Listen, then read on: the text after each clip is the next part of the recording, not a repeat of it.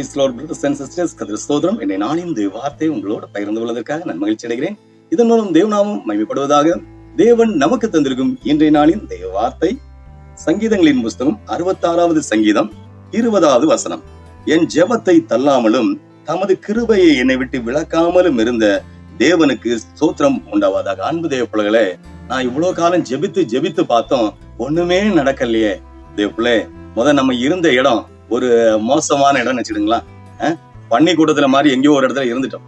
அந்த இடத்துல இருந்து என்ன ஜெபித்தாலும் வருமா? கிடைக்காது.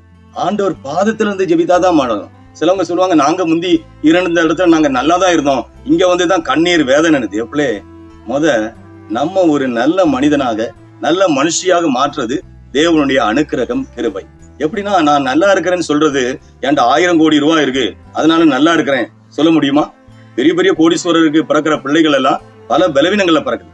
அவன் நல்லா இருக்கேன்னு எப்படி சொல்ல முடியும்? நல்ல நண்பர்கள், நல்ல மனைவி, நல்ல புருஷன், நல்ல அம்மா அப்பா, தாத்தா பாட்டி, நல்ல உறவுகள், இதெல்லாம் ஒரு பெரிய ஆசீர்வாதம். ஆனா அநேகர்கிட்ட கேட்டா, பணம் இருந்தா மட்டும் போதும், என் வாழ்க்கையே வேற மாதிரி நடக்கும்பாங்க.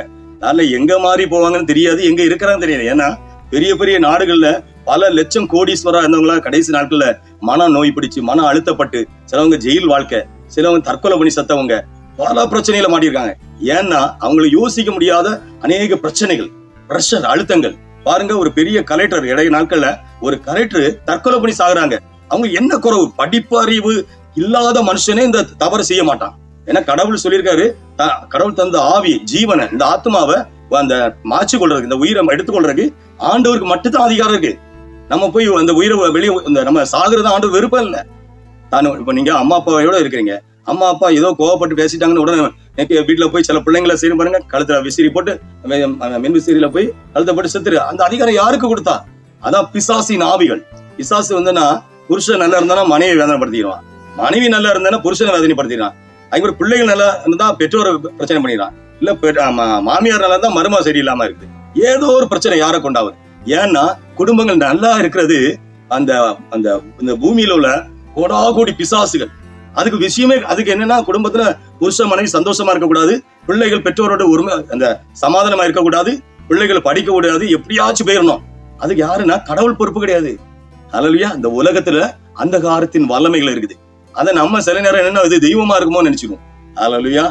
பிள்ளை பணத்தை கோடா கோடியா கொட்டி கொட்டி கொடுக்கறனால நமக்கு தெய்வம் ஆகவே முடியாது. என்ன இருந்தாலும் நம்ம அம்மாவை போல இன்னொரு அம்மா ஆக முடியுமா? நீங்களே யோசித்து பாருங்க. எங்க அம்மா தான், எங்க அப்பா தான், எங்க தாத்தா பாட்டி, எங்க ஆச்சி தாத்தா பாட்டி எல்லாம் அவங்க. ஏன்னா நம்ம குடும்பத்துல உள்ளவங்க யோசி, நமக்கு தோணுதா இல்லையா? எங்க அம்மான்னு எங்க அண்ணன், என் தங்கச்சி, அதுக்கு பாசம் இருக்குதா இல்லையா? பிள்ளை, இந்த உலகத்துல ஆண்டவர் ரட்சிமா இயேசப்பா, அவர் சிங்காசனம் போன்ற வானத்துல இருந்து நம்மளை பார்த்துட்டே தான் இருக்கிறார். அவருக்கு நம்ம எந்த ஆபத்துல பிள்ளைகள் மாட்டிக்கிற கூடாதே. ஒரு தாயை காட்டுல 1000 மடங்கு அவருக்கு உணர்வு இருக்குது. பிள்ளைய நம்ம வாழ்க்கை மேல கரிசனை இருக்கு. அம்மா அப்பா கரிசனை இருக்கா இல்லையா? பிள்ளைய நல்ல ஸ்கூல்ல சேர்க்கணும். சில ஸ்கூல்ல சேர்த்தா அந்த பிள்ளை படிக்காது, அதுக்கேற்ற மாதிரி மாறி படிக்க வைக்கிறாங்களா இல்லையா? அதே மாதிரி ஆண்டவரும் சில நேரத்துல நம்ம ஆண்டவரை புரிஞ்சுக்கலாட்டி சில சின்ன தண்டனை தருவாரு, உணர்வுடைய வைப்பாரு. அது மத்தவங்களுக்கு ஃபீலிங்ஸ், உணர்வுகளை நம்ம புரிஞ்சுக்கிடாம நடப்போம். மற்றவங்களுக்கு ஒரு காய்ச்சல் வந்தா நம்ம என்ன, காய்ச்சல்லாம் பெரிய விஷயமா? ஆனா நமக்கு, நம்ம பிள்ளைகளுக்கு ஒரு நமக்கு காய்ச்சல் வந்தா தானே, வயிறு வலி வந்தா தானே தெரியுது, தலை சுத்து வந்தாதான் தெரியுது. அதுதான் கடவுள் சில நேரம் சில வியாதிகளை கொண்டு போடுவாரு. எதுக்குன்னா, இது பிசாசு இல்ல, ஆண்டவர் கொடுக்கிற வியாதிகள்னா, நீ மற்ற மக்களையும் மற்ற பிள்ளைங்களையும் நீ யோசிக்கணும். இந்த உலகத்துல எல்லா மனுஷனுக்கும் கையும் காலம் எல்லாத்துக்கும், நம்ம மிருகங்களா 4 காலம் இருக்கு? இல்ல, நம்ம எல்லா மனுஷனும் ஒரே மாதிரிதான்.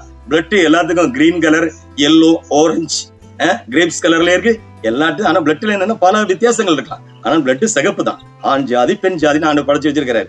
ஆனா நம்முடைய அந்த ஜென்ம மூதாதையர் செய்யற சில தவறுகளால நம்ம சிலவரை வெறுக்கிற சூழ்நிலை எல்லாம் இருக்குது. அப்படியெல்லாம் இருக்கவே கூடாது. ஆண்டவர் ஒரு வாக்கு கொடுத்தா ஆண்டவர் வாக்கு மாறாத உதய பிள்ளைகளே. அவர் பாருங்க, என் ஜெபத்தை தள்ளாமலும். நம்ம என்னதான் ஜெபம் பண்ணினாலும் நீங்க ஆண்டவர் பிரியமில்லாத காரியத்தை செஞ்சுட்டு ஜெபம் பண்ணா கேட்குமா? கேட்காது. ஆண்டவர் ஜெபிக்கும் போது நம்மள மாதிரி இல்ல, நமக்கு ஒரு தேவைகள் சந்திக்கப்படணும். நம்ம பிள்ளைக்கு ஒரு தேவை இருக்குன்னா நம்ம பிள்ளைங்கள மாதிரிதான் மற்ற பிள்ளைங்க, நம்ம அக்கால மாதிரிதான் மற்ற அக்கா, நம்ம தம்பிய மாதிரிதான் நல்ல தம்பி, அடுத்த தம்பி, நம்ம அண்ணனை மாதிரி, நம்ம அம்மாவை மாதிரி, நம்ம மாமியார மாதிரி, நம்ம மாமனார மாதிரி, அப்படி மத்தவங்களை நம்ம சொந்தமா நேசிக்க முடியாது. சில நேரம் அவ்வளவு தவறுகள் செய்வாங்க, நமக்கு விரோதமா எழும்புவாங்க. ஆனா நம்ம என்ன செய்யணும்? ஏசப்பா மன்னிச்சார்ல, நம்மளை படைத்த தேவன் மன்னிச்சார்ல, அப்போ நம்மளும் அவர் சொல்றாரு, ஏசப்பா சொல்றாரு, அவர் சொல்றாரு, உங்கள் சத்துருக்களை சிநேகியுங்கள். நம்மளை யாராச்சும் கெட்ட வார்த்தை போட்டா, நம்ம அம்மா அப்பாயை கெட்ட வார்த்தை போட்டா, நம்ம அண்ணன் தம்பி அக்கா தங்கச்சியை கெட்ட வார்த்தை போட்டா நம்ம பிடிக்குமா இல்லையா? நம்ம எங்க பிடிக்கும்? கால இருந்து தலை வர என்ன செய்யணும், மிளகு பொடியை போட்ட மாதிரி கண்ணெல்லாம் எரிஞ்சிட்டு இருக்கோம், கோவம் அக்கினியா என்ன செய்யணும், ராக்கெட்ல கொளுத்துன மாதிரி இருக்கும். என்ன நடக்கும்? ஆபத்து தான் யாருக்கு, நம்ம விரோதம் எழும்புறவங்களுக்கு. ஆனா ஆண்டவர் அதை சொல்றாரு, அப்படியெல்லாம் இருக்கக்கூடாது. உங்களுக்கு விரோதமா எழும்புனாங்கன்னா அவன் என்ன சொல்லுவாங்க, அது ஏதாவது சொல்லிட்டு போட்டு இந்த காதல வாங்கி அந்த காதை விட்டுட்டு போயிட்டே இருங்க. உங்க வேலை என்ன, அதை செய்யுங்க. மற்றவங்க அவதே சொல்லிட்டாங்க, இதை சொல்லிட்டு போனா ஜெபிக்கிறதெல்லாம், ஆண்டவர் கண்ணு இருக்கா, காது இருக்கா, என் பிள்ளைக்கு ஏன் இப்படி, என் புருஷனுக்கு ஏன் இப்படி, என் பொண்டாட்டிக்கு ஏன், எங்க அம்மாவுக்கு அப்பாவுக்கு தான் ஏன் இப்படி எல்லாம் நீங்க ஆண்டவரை வேதனைப்படுத்தாங்க. ஆண்டவர் நன்மை தான் செய்வார். ஒருவேளை உங்க அம்மா அப்பா கூட உங்களை புரிஞ்சுக்கலன்னா ஆண்டவர் புரிஞ்சு விடுவாரு. எப்பல உங்க கூட இருக்கிறவங்க, உங்க குடும்பத்தார், உங்க நண்பர்கள், உங்க பிசினஸ் பார்ட்னர் யாரோ புரிஞ்சுக்கிடல, ஆனா ஆண்டவர் உங்களை புரிஞ்சு விடுவாரு. யாரோ ஒரு ஆளு புரிஞ்சு கொள்ளன்னு நீங்க தற்கொலை செய்யக்கூடிய முடிவெல்லாம் எடுக்கக்கூடாது.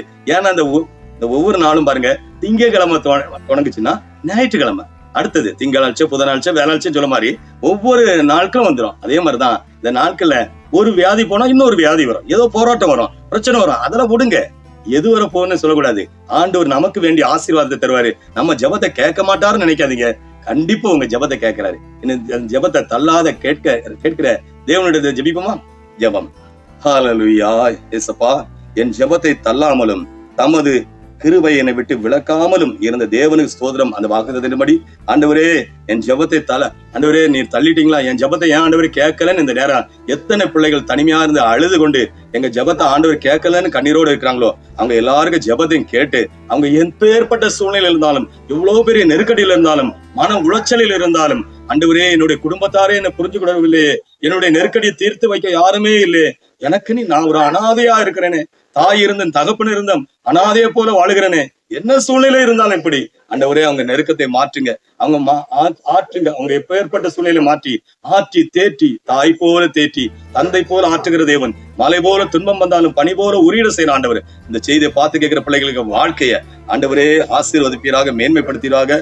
ஆண்டவர் அவங்க ஜெபத்தை தள்ளாமல் அவங்க ஜெபத்தை எல்லாம் அங்கீகரித்து மேன்மைப்படுத்துவீராக என்று இயேசுவின் நாமத்தில் ஜெபிக்கிறேன், ஜீவனுள்ள பிதாவே. ஆமீன், ஆமீன். ஹல்லேலூயா.